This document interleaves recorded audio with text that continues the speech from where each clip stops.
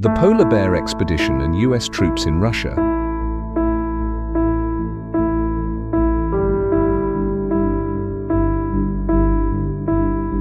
This was a movement basically against the Bolshevik forces, explains Doran Cart, senior curator at the National World War I Museum and Memorial.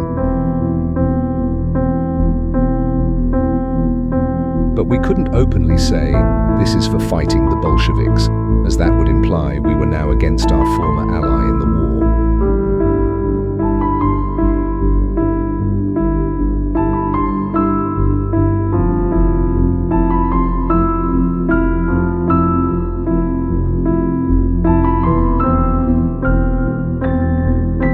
In the fall of 1918, US President Woodrow Wilson launched 2 separate military missions to Russia. But these missions quickly diverged. In northern Russia, the US Army's 339th Regiment, the Polar Bear Expedition, found itself entangled in the Russian Civil War, facing frequent skirmishes with Bolshevik forces. In contrast, US troops in Siberia, led by General William Graves, tried to avoid the conflict, focusing on protecting the Trans-Siberian Railway.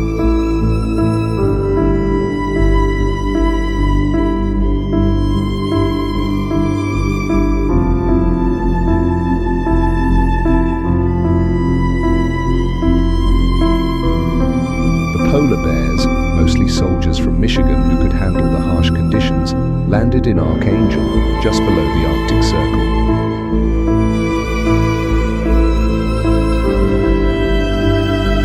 Under British command, they were stationed along a strategic railroad. Their orders were to assist Allied forces, but they ended up in direct combat with the Bolsheviks.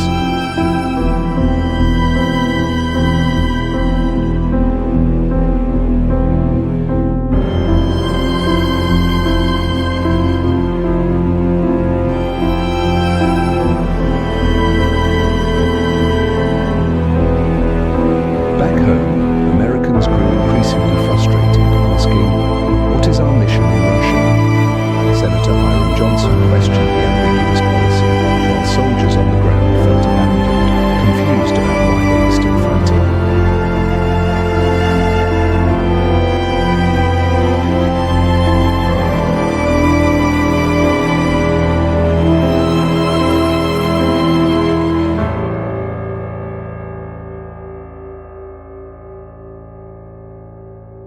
Meanwhile, in Siberia, General Graves's goal was to protect key railroads, not engage in battle.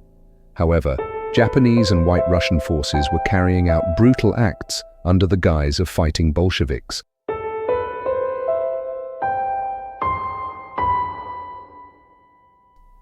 Graves refused to support these atrocities, drawing criticism but holding his ground.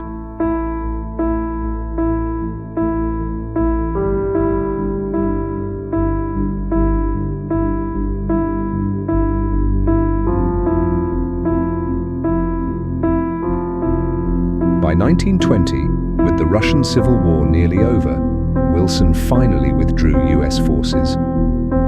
Many American soldiers returned home disillusioned, left questioning the purpose of the entire expedition. Some of the polar bears even returned to Russia to bring home their fallen comrades, finally laying them to rest.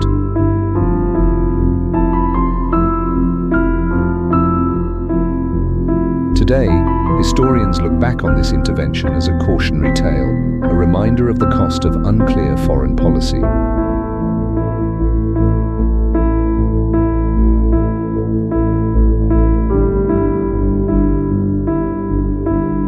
As one historian notes, the lessons of the Polar Bear Expedition were there long before Vietnam and Iraq.